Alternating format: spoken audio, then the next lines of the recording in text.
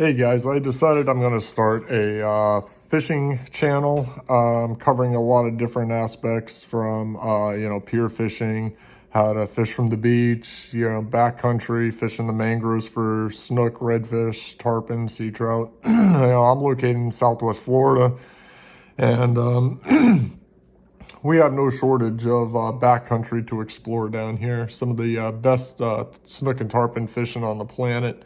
I also get offshore quite often and, dig grouper on the wrecks and reefs offshore and, load up on snapper and stuff. So, today's video is going to be the beginning of a series, where I'm just going to cover, some of everything.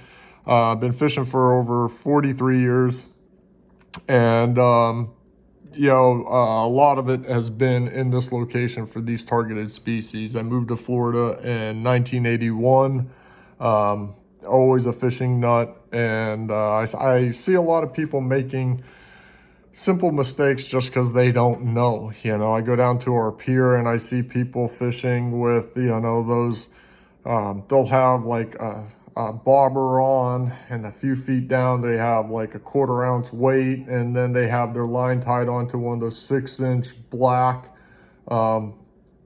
plastic covered wire leaders with the snap swivels on there, and then they'll have like a 4/0 hook and they're trying to put a little tiny shrimp on it, and they're throwing it off the pier and it doesn't know to float or sink or what the heck to do, and they're trying to figure out why everybody around them's catching fish and they're not. I see this stuff on a daily basis.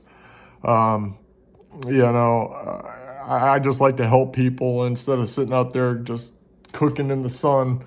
I usually go over and say, hey man, I can tell you're on vacation, you're not from around here. Let me go ahead and rig you up on, your line so it's going to catch a fish for you, and try to help the people out. So, thank God for the internet. There's a million videos you can find on tying, a million videos showing different fly patterns you can tie and stuff. When I was coming up, we didn't have all that. 1981, yeah, the only instruction you got was that little tiny pamphlet that came in that $20 fly rod, reel, and line combo you picked up at Walmart that told you how to, cast a fly. I had nobody to teach me. I just kind of figured it out on my own, and, ended up getting to the point where for a while I was teaching the fly tying class at a local Bass Pro Shop on Thursday nights. I was tying flies and supplying some of our local bait and tackle shops. I was tying some flies for some local guides, and one gentleman that I really admired a lot. He was known in some circles down in the Keys as Bonefish Barry, an old timer that just knew the 10,000 islands, like the back of his hand. Been fishing down there for 40 some odd years, and I had the privilege of fishing with Bonefish Barry every week for probably 5 years until he ended up passing a few years back. Let's get started. I'm going to start teaching. This first video is going to be for the beginner that's just trying to get into fly fishing and figure all this stuff out. And I'll tell you, one of the things that really got me into fly fishing is when I was a teenager, I went down to a local bait and tackle shop and just asked to see what they had in their fly selection. And back then, it was like one little box of flies that he had under the counter. They sold a lot of jigs and spoons and hooks and shrimp and stuff, but there wasn't much of a demand for the fly fishing stuff. So I picked out this little fly I thought would look good. A little fly, maybe 2.5, 3 inches long, white body, red head. I have a hard time now even thinking back, remembering that fly. Because one, I had it for such a short amount of time, and I didn't really pay attention at the time to the materials that it was made out of and everything else. I figured, hey, if I lost it, I'd go buy another one, right? So I got this little fly, and when I threw it in the water, my first cast by the seawall and by the boat docks, a small pack of snook ambushed that fly the second it hit the water. The first one that was coming up at it was about a 30-incher. And, you know, I was shaking in my boots. I was a teenager at the time. That would have been my largest fish on fly at that point. And I'm thinking, oh, baby, go ahead and take it. And, of course, as it came up to grab the fly, the smaller one darts up and grabs it and rolls off with it. I didn't set the hook on purpose. He ended up spitting that fly out. And the second he did, another one came up and grabbed it. And then a third one tried to take it out of his mouth, and he successfully did. That's the one I ended up hooking and landing.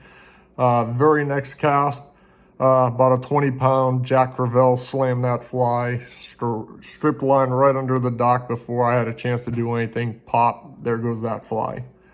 Went back to the store to get another one, and well, they got their fly from this little old man that lived in the area, and he had passed on, and they had no way to get any more. So that kind of got me back into fly tying. I mean, I started fly tying when I was 6 years old, you know, but that really got me back into it because the need for a fly that I could no longer obtain because the fly tyer had passed on. So I got into it mainly because for the water conditions, the fish that I'm targeting in specific locations, there's not a one-size-fits-all for that. You know, I mean, I can go to 100 bait and tackle stores. I can roam the aisles of Bass Pro all day. Not taking anything away from the fly tyer or the flies that they have on hand, but it's not perfect for what I'm looking for.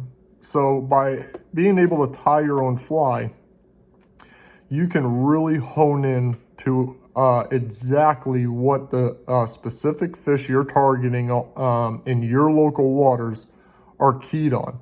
You know, I mean, if you live in an area where there is a huge shrimp run, not much else for bait fish and everything, but a ton of shrimp, man, you're going to want to throw a shrimp pattern. I mean, I could get out there and tie a 5-inch Puglisi minnow and throw it out there. And yeah, I might catch a fish or two, but that's not what the fish are keyed in on. They're keyed on the shrimp during the shrimp run. You're a fool if you're not throwing a shrimp pattern fly. I actually have flies that I design and tie for the specific conditions for such a specific location. It can be on this particular grass flat up in Estero Bay. I like to use a fly that looks like this. But for a similar grass flat down in the 10,000 Islands, where it cuts in between, the grass flat cuts in between a couple of islands and stuff, I want a totally different pattern because that's what I've had good luck on the fish in that particular area. So, you know, you can customize your flies to however you want to match the hatch in your local areas. And by having the ability to tie what you want and customize your own look, you're going to be able to increase your ability to catch fish.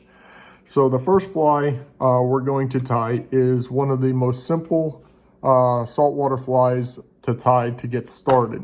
And it's also one of the best flies you can fish anywhere in the world. I don't care what you're going for, where you are. You can tie a variant of the Clouser minnow to catch just about any species of fish on this planet. Snook, redfish, sea trout, jack, ladyfish, mackerel. I don't know if I mentioned tarpon already, but tarpon will jump all over them. You get flounder on them. I've caught mangrove snapper on them. I've used them in freshwater and caught largemouth bass, smallmouth bass. I caught a trout on a small one when I was in Italy, which was a pretty cool fish. Everything eats a Clouser.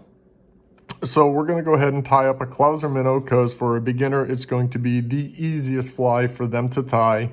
So let's get started.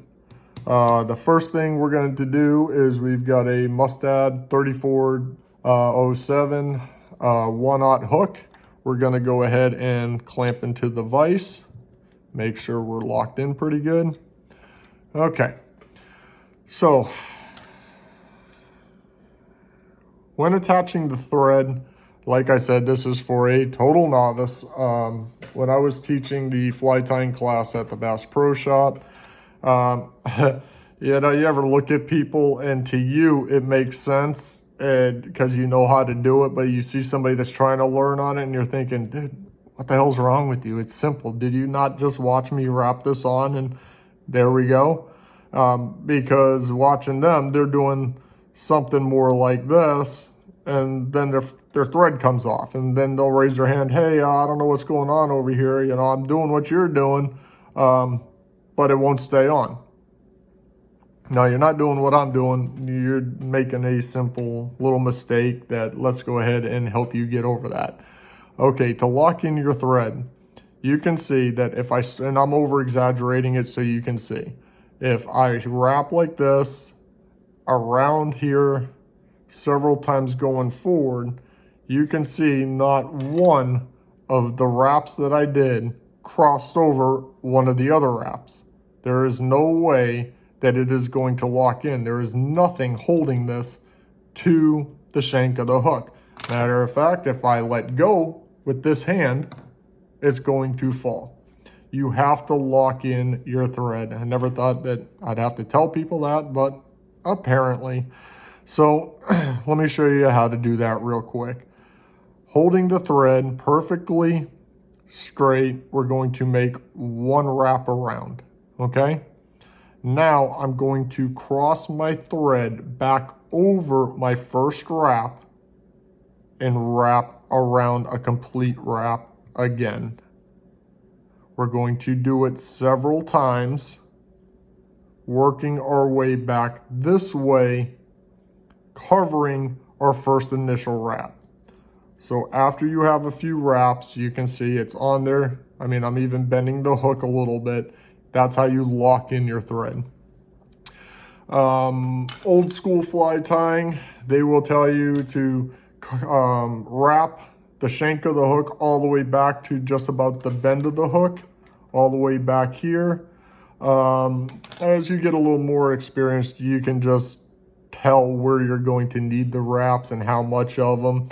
You don't have to coat the whole shank and then back and then come back and start to tie on your material. You kind of will figure out where to go. But the idea is you want a good strong base, because if you don't have a good foundation of threads, then when you tie on your material and you pull down to tighten it a little bit, because the shank of the hook is very slippery, the entire clump of material that you're tying is going to go ahead and rotate around your fly.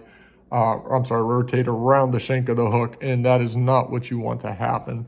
So the idea is to build a good foundation of thread wraps on the shank of the hook, so it'll kind of, make it so it's not as slippery, and then when you put down the material and do a few wraps, it's locked in right there. It's not going to be twisting all over on you. And on this fly, that's especially important because we're going to be tying on a dumbbell lead eye, and those dumbbell lead eyes love twisting on the shank of the hook. So now that we're back to this point here, I don't need this little tag end anymore. So we're just going to go ahead and snip that right off. I'm going to work the thread back towards the eye of the hook, almost all the way. I don't need to go all the way there, but I'm kind of putting a little pressure down to make sure that it's all locked in really good. And about 1/4 of an inch behind the eye of the hook is where we're going to leave it so we can tie on our dumbbell eye. The next step is we're going to tie on one of these little dumbbell eyes, lead weight. So when you tie on one of these dumbbell eyes, the lead on that side of the shank of the hook is going to be heavier. So when you tie this on, and you throw it in the water, it's naturally going to want to spin down because the heaviest part's on the bottom, and the lead eye will be sitting in a position more like this with your hook point riding up, which is kind of a nice feature of that, because it does make it somewhat snag resistant. You can add on weed guards and stuff like that. I don't really Call them weed guards down here. We don't have that many weeds, even though we fish seagrass. We mainly are throwing them up underneath mangroves and stuff, so we're calling them tree guards because, you know, if you're not getting it caught in the trees, you know, you're not trying hard enough. So we'll go ahead and tie on this dumbbell lead eye. The way you want to do it, let me try to position this so you can see. We're going to set the dumbbell eye across the shank of the hook. And what we need to do to wrap the dumbbell eye on is my thread is on the front side of this dumbbell eye, and I need to cross over. Sorry guys, it's really hard to see on this camera, I know. Essentially what we want to do, let me see if I can find which way to get my finger out of the picture. Okay. Probably gonna drop it, but yeah, you can't really see. We're starting on this side of the dumbbell eye, and what I'm trying to do is you're going to cross your thread around the shank of the dumbbell eye, around to the back side of it. You're going to bring your thread back at an angle towards the front and go around it again. So we're going to go ahead and do those two first wraps where, like I said, we're trying to show you here. We're going to go across the top of the dumbbell eye, back to the front, across the dumbbell eye towards the back, and then when we come through here, we're going to be bringing it back towards the front. Okay, I think you can see that. Then we're going to switch sides and do it from the back across. So you can see here I'm coming from behind it towards the front, across the dumbbell eyes, under around the shank of the hook, back up from the back and around again. It's called a figure eight. We're going to go ahead and tie on a bunch of wraps to go ahead and tighten that down where it needs to be.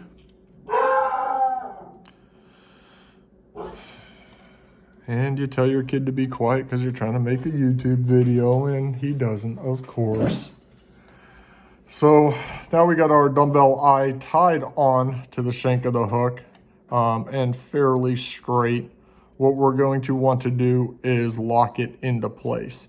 There's a little method to locking it in place, where this time what I'm going to do is, you can see I got the thread coming around and it's right here but behind this eye.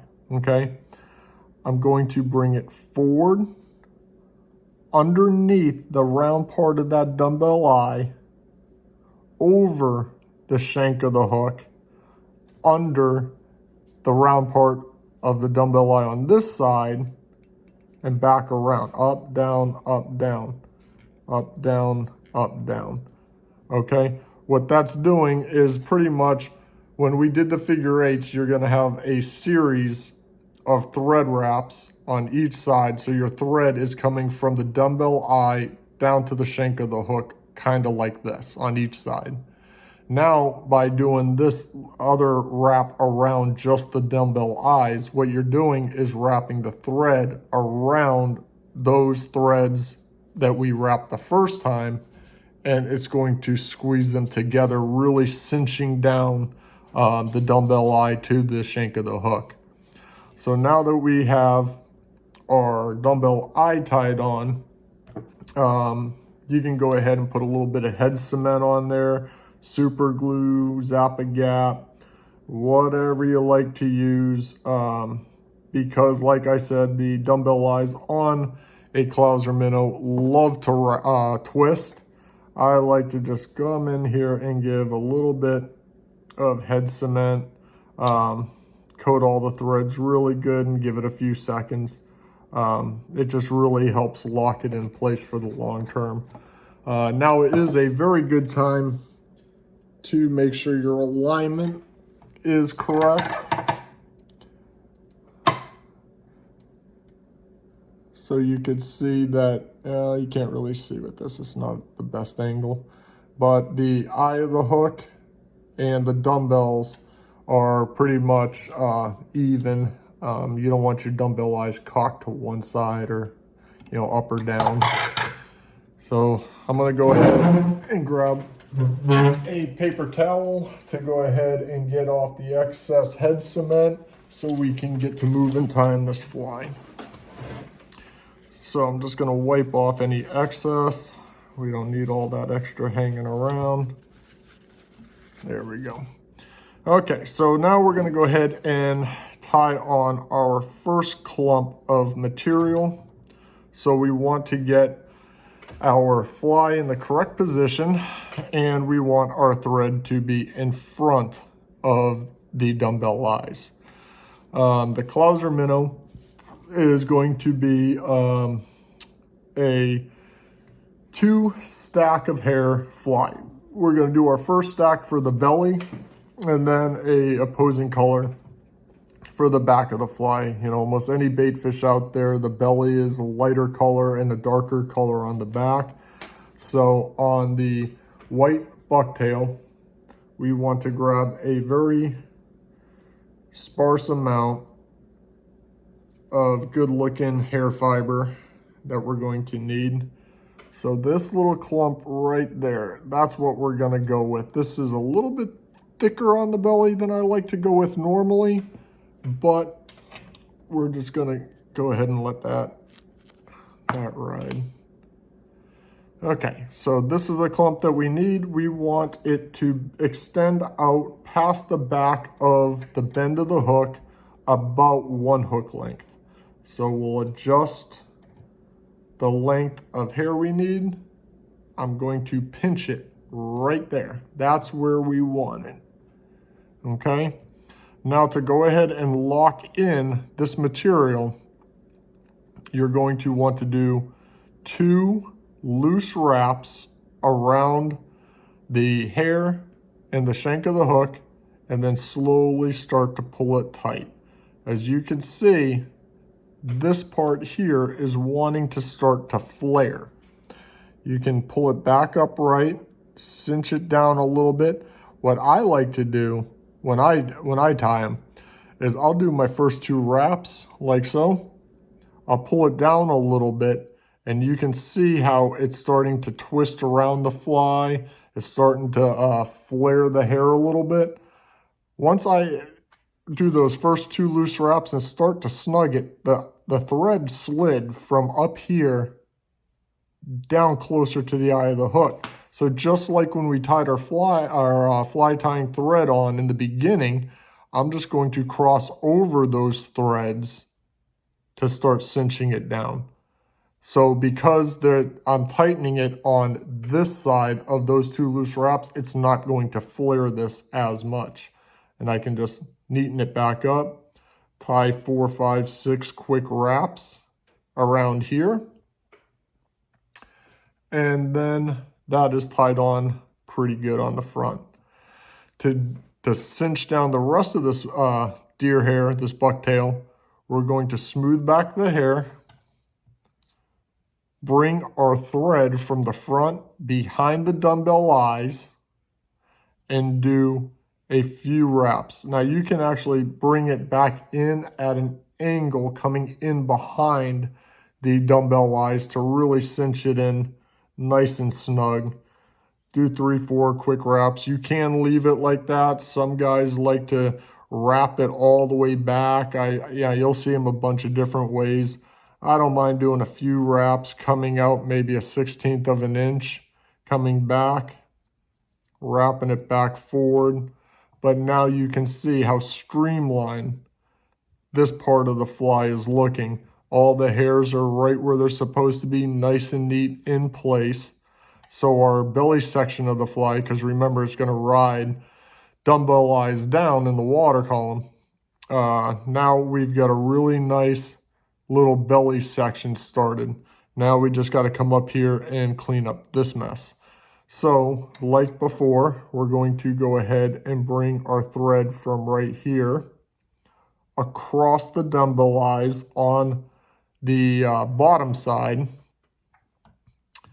And now we're going to have our thread back up here where we need it. At this point, the best and easiest way is to kind of reach around the fly like this, go up by the eye of the hook, start to pinch the hair and pull it back to expose the eye of the hook. Okay, now what we're going to do, I'm going to try to see if I can get this where you guys can see it good. We're going to insert, and this is why you want a very sharp pair pointy tip scissors. We're going to go in between our thread that we just wrapped here and this little part, and give it a little snip. Okay. Now up here, this is a little bit messy, so that's why we got our thread back up here. We're going to do a few more wraps right up here on the nose of this fly, start to build up a little bit of a nose, doing a few wraps. And now you can see that there are no hairs sticking out from that material we just cut off. I got one little scraggly hair right there. I don't know if you can see it. You can run a lighter over that later real quick and I'll take care of it, but we'll just leave it at that. Okay, now the next thing we want to add to our fly is going to be a little bit of flash material. We want to get their attention, and flash is a double-edged sword. I believe flash really entices a fish to strike the material, or to strike your fly, but a lot of people get way overdo it when it comes to flash. All you really need, if you've ever been snorkeling or scuba diving, you'll see, and have seen schools of little bait fish on the reef cruising around. A lot of them will appear to have a certain color to them and everything else, but every once in a while, one of them will turn a certain way and give you that little flash of light, that little chrome flash in the water. They're not just flashing like a neon sign wherever they go. Keep that in mind when you're tying on your flash material. It's supposed to be a reflection of light at a certain angle just to kind of say, just to get the predator's attention. Boom, there I am. They're not flying around like a neon sign underwater flashing all over the place. So yeah, you don't want to use too much flash material. Okay, so I only grabbed about 3 little strands of this flash material, and you can see that it's doing its job. This is what we want.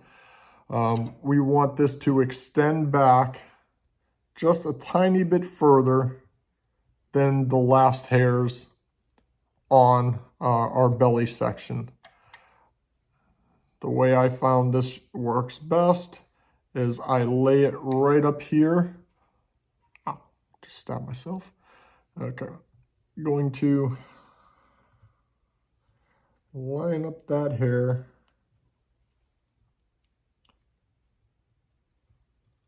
Let me get my, sorry guys, I've never really tried to video stuff before as I'm trying to do it. I'm not a photographer, I'm not a tech guy. I'm a fly fisherman, saltwater fisherman. I'm not taking time to learn how to edit when I could be out on the water.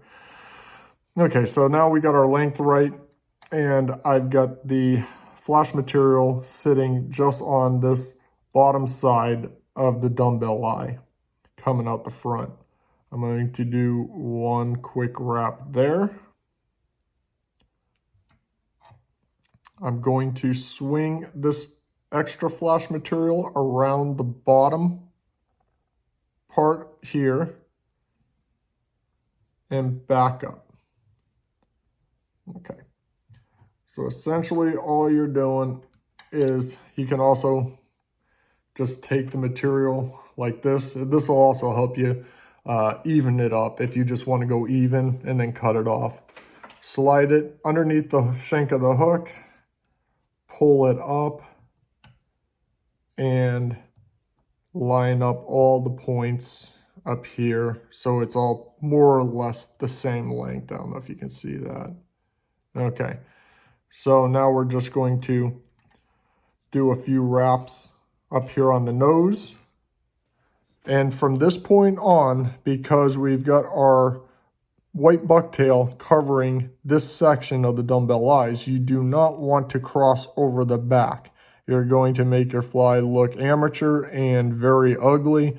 There's no reason to start putting thread wraps up here when we have this whole underside that's not covered with anything. So cross on this side to behind the dumbbell eyes.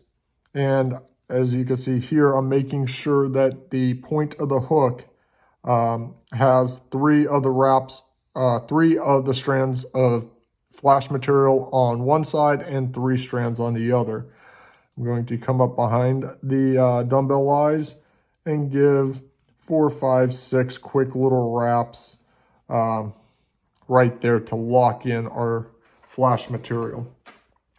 Come up around your fly like this, sweep in a sweeping motion coming back, and now we have all of our flash material back here where it needs to be. All right, the second color we're going to use for the top section of this fly is the chartreuse bucktail. Chartreuse is an amazing color for fishing. They get sayings like, if it ain't chartreuse, it ain't no use. I know guys who would say, you can use whatever color you want as long as it's chartreuse. Something about chartreuse just, gets fish fired up. So we're going to cut off another little clump, and we need to go ahead and clean the hair because it's got a lot of little hair fibers in the material that, especially up around the base, it's like the under fur on your dog. You don't want that stuff on there. It's going to make your fly more buoyant. It's not going to cast as well. It's not going to fish as well. And you can see we got some straggly little hairs sticking out here. So I'm going to pull out some of these little shorts. You don't want to pluck it too thin. You can see there's a little one right there. We're going to go ahead and get that one by coming back here, pinching it, and then pulling. And you're getting all this little short material that's not going to help us out of there. Now we've got a nice clean stack of material for the back section of this fly. When you go to put the back section on, what you're going to want to do is, again, line up about how long you're going to want it to be. On the top section, you always want it to extend out just a little bit further than you did on the belly section. If your belly section comes to here and your top section only comes part way, it's backwards. It doesn't look right, doesn't fish right. Just, you want this to extend out a little bit further. So one of the ways to divide it is to turn the hook point and put it right through the clump of hair. I think you guys can see that pretty good, where it's kind of splitting it even, half down one side, half down the other. You can go ahead and start trying to get it down where it needs to be around your vise. Just, keep pinching it up here good. Sweep it into a backwards motion back here. At this point, you can kind of get a feel for, am I long enough out the back? And yes, we're extending out the back a little bit. So I'm going to reach up right here and pinch this material with my left hand, because this is where I want to tie it in. We're going to come around right here. We're behind the eye and tie in a couple of loose wraps going forward. Then we're going to start making the wraps a little tighter. Let me go ahead and trim this up right quick. I think this is my bad pair of scissors too. Yeah, that one's done. All right. We go ahead and trim up all the excess fibers that are sticking out crazy all over the place. And I'm going to go ahead and finish wrapping this up.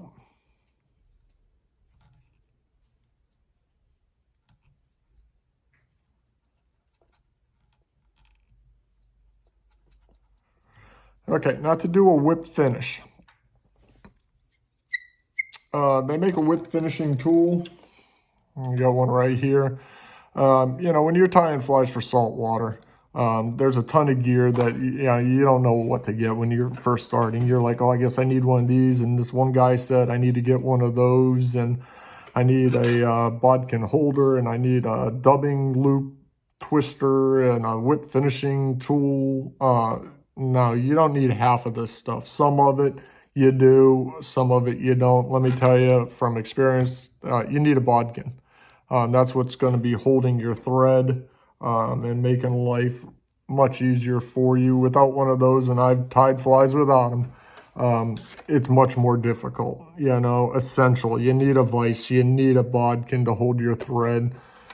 Stuff like the whip finisher tool.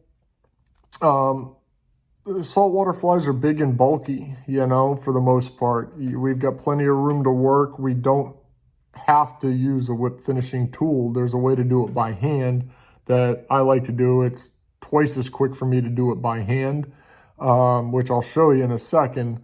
But if you're tying very small flies, like little dry flies, little wet flies for trout and stuff, then yes, you're going to need a whip finishing tool. For saltwater flies, yeah, you really don't need one. There's a little technique to whip finish by hand.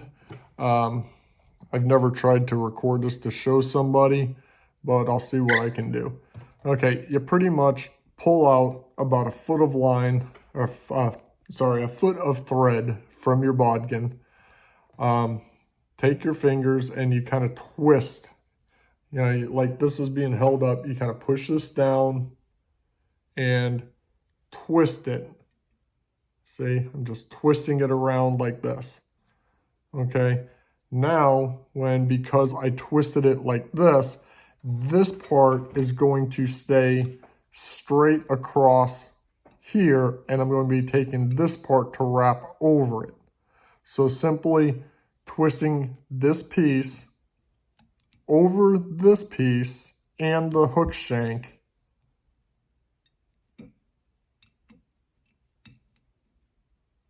we made one wrap. Now just by rotating my hands in a circular motion around, I'm doing the second wrap. Rotate third, fourth, fifth. We'll do a small series of wraps like that. And now you can see that the thread, as I pull, it's getting smaller. The loop's getting smaller. It's coming up underneath here, but it's trying to come out all the way up here. So essentially, you're wrapping the thread in. When you're kind of knotting it off, you're tucking the wraps underneath the other wraps of thread. This is the only point where the the whip finisher really comes in handy. On this is a thinner thread. On a thicker thread, I can just whip it out, boom, done. But to kind of grab the thread like this, to pull it as it goes down. So, because right there is where I'll usually try to twist, knot up, and then the little knot doesn't want to go underneath the wraps like it's supposed to. So that's where it helps, but that's not the proper use, because what I did by hand, that's what this is made for. So you can pretty much just spin it. I really don't care for those very much, but so we can go ahead and snip off our tag end. Make sure everything is looking good, lined up. We'll do a little bit of trimming in a second if we need to. Gonna go ahead and toss on a little bit of head cement on all these wraps up here. Across the back, get all the threads. You want to get the hair up here that covers the dumbbell eyes. That'll help block it all together. I like to just kind of quickly blot off any extra. I don't really like head cement that much. Usually I like just regular Zap-A-Gap. We're going to go ahead and take our fly out and inspect it. Okay, we got a couple of little stragglies. I don't like this little one here. We're going to just, if you put your scissors up forward to grab that little piece and you slide it forward, usually you can get right down to the base without messing up any of the other hairs on there. So as you can see, this is a nice pointy nosed little fly because your dumbbell eyes right up here. You got your top, chartreuse, your white belly. You get your flash material coming out here, and the chartreuse extends past the back of the belly fibers. So this is a good proportion fly. You can make these a variety of different sizes, but this little fly right there, that's like, oh, heck, I don't even know. They're charging like $6-8 for that at Bass Pro now. It's ridiculous, but in all reality, you can tie this fly once you get some practice in less than a minute. You can catch anything on them. You can switch them up and do red and white. You can do a yellow and purple, a black and purple, you know, and tailor them size-wise, how thin, how thick, the colors you use to be tailored to the fish that you're looking to catch in your area. All right, guys, that was the first video on getting started on saltwater fly tying. I will be making other videos and putting them up shortly. Thanks for watching, and subscribe to my channel, help it grow, and I'll be able to do more stuff and show you guys a lot more cool tricks and teach you more flies. Take care and good luck on the water.